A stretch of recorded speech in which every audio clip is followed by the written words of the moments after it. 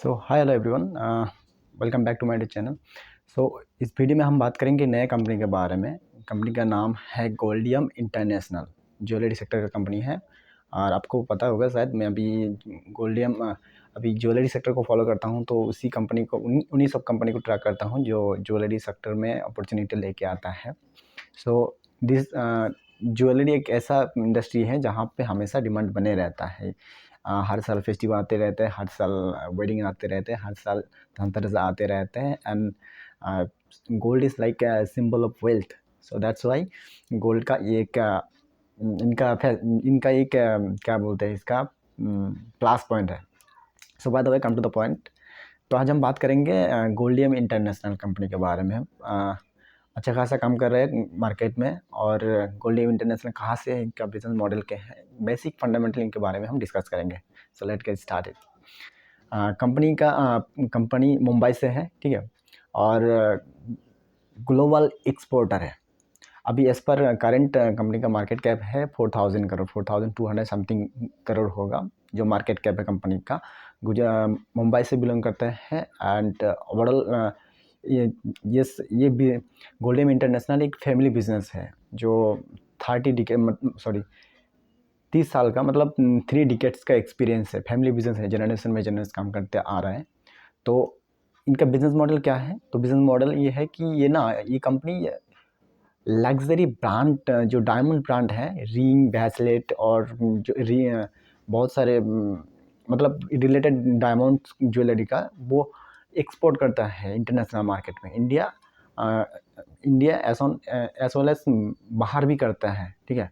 तो ये सेगमेंट है, और B2B सेगमेंट में काम करता है कंपनी। सो ऑब्वियसली जब B2B2 में काम करता है तो इनका प्रॉफिट मार्जिन कम होता है, और इसमें ज़्यादा क्या है, ग्रोथ सिस्टम ज़्यादा रहता है, ठीक है ना। तो 3 डिकेट्स का है, और ये बिज़नेस का एक यूनिकनेस है कि ये लोग प्रॉमिस करते हैं, कंपनी प्रॉमिस करते हैं कि they will deliver under 6 week. जो भी आपको उनको ऑर्डर मिलता है, ठीक है, वो 6 वीक के अंदर वो डिलीवरी देने की कोशिश करता है। तो दैट्स ए गुड, मतलब गुड प्लस पॉइंट है कंपनी के लिए। ये हो गया। अब उसके बाद ओवरऑल बात कर लेते हैं। हाँ, कंपनी का जब इंडिया में काम करते हैं तो इनका साथ में होल्डिंग कंपनी है। होल्डिंग कंपनी का नाम तो आपको पता ही होगा, गोल्डियम इंटरनेशनल, ये कंपनी का नाम है। इनका 4 से 5 सब्सिडरी कंपनी है। सब्सिडरी को एक्वायर करके रखा है, ठीक है। उसमें से गोल्डियम ज्वेलर्स है। इसको हम मिसकन्फ्यूजन नहीं करें, क्योंकि गोल्डियम इंटरनेशनल होल्डिंग कंपनी है, एंड गोल्डियन ज्वेलर्स इनका सब्सिडरी कंपनी है। सो गोल्डियम इंटरनेशनल है। उसके बाद डिज़ाइन क्या डाई गोल्ड डिज़ाइन है। उसके बाद इको फ्रेंडली डायमंड है, एंड गोल्डियम US इंक है। तो इनमें 4 से 1 2 3 4, हाँ, 4 सब्सिडरी में से सबसे ज़्यादा होल्डिंग रेवेन्यू टर्म में आता है गोल्डियम ज्वेलरी, जो और बाकी सब लेस देन 1 करोड़ का से रेवेन्यू करता है, ठीक है। तो ये होता है कंपनी का। प्रोमोटर होल्डिंग अच्छा खासा है, 62% प्रोमोटर होल्डिंग है। डेप्थ, ये प्लस पॉइंट है, कंपनी के पास कोई डेप्थ नहीं है, ऑलमोस्ट नो के बराबर है, 4 करोड़ डेप्थ है, बहुत नेग्लिजिबल है, ठीक है।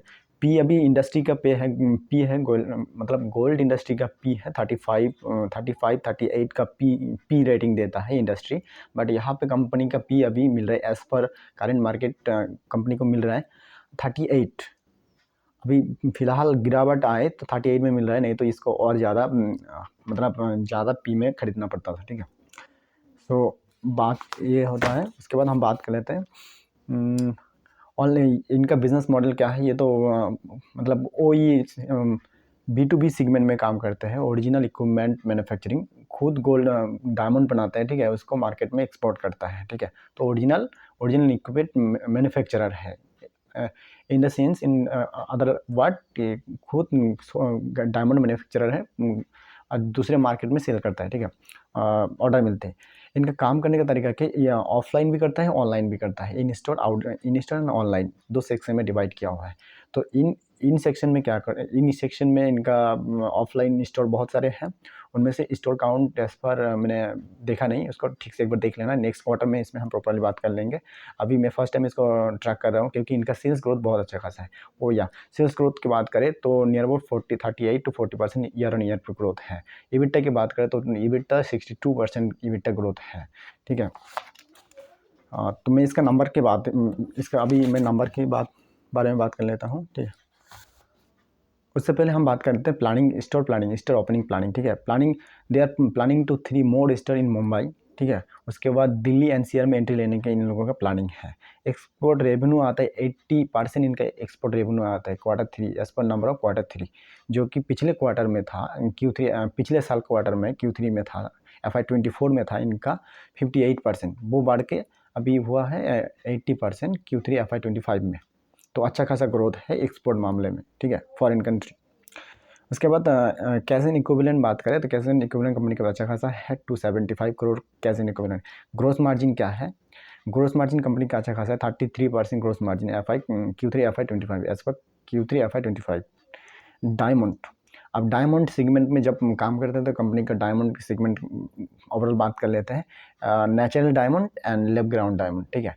लैब ग्राउंड डायमंड क्या है? लैब ग्राउंड डायमंड आपको पता होगा, lab ground diamond it's naturally, ठीक है, जो सेम मतलब सेम फॉर्म में आपको सेम केमिकल में जो लैब में बनाया जाता है वो आपको मिलता है लैब ग्राउंड डायमंड, जो कंपेयर टू नेचुरल डायमंड से कम प्राइस में मिलता है मार्केट में, उसको होता है लैब ग्राउंड डायमंड। तो नेचुरल डायमंड का EBITDA क्या है? नेचुरल डायमंड का EBITDA 24% है, सिमिलर टू 24% है एज पर कंपनी का कहना है। उसके बाद EBITDA मार्जिन, ठीक है, लैब ग्राउंड का जो EBITDA मार्जिन है वो 5% है। सो दिस ऑन, अभी नंबर के बारे में बात कर लेते हैं।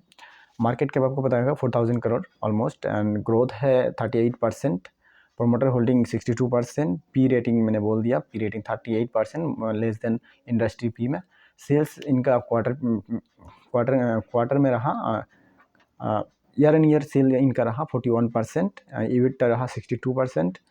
अगर बात करें सेल्स का बात करें तो 288 करोड़ 288 करोड़ 41% के साथ ईयर एन ईयर पर ग्रोथ है।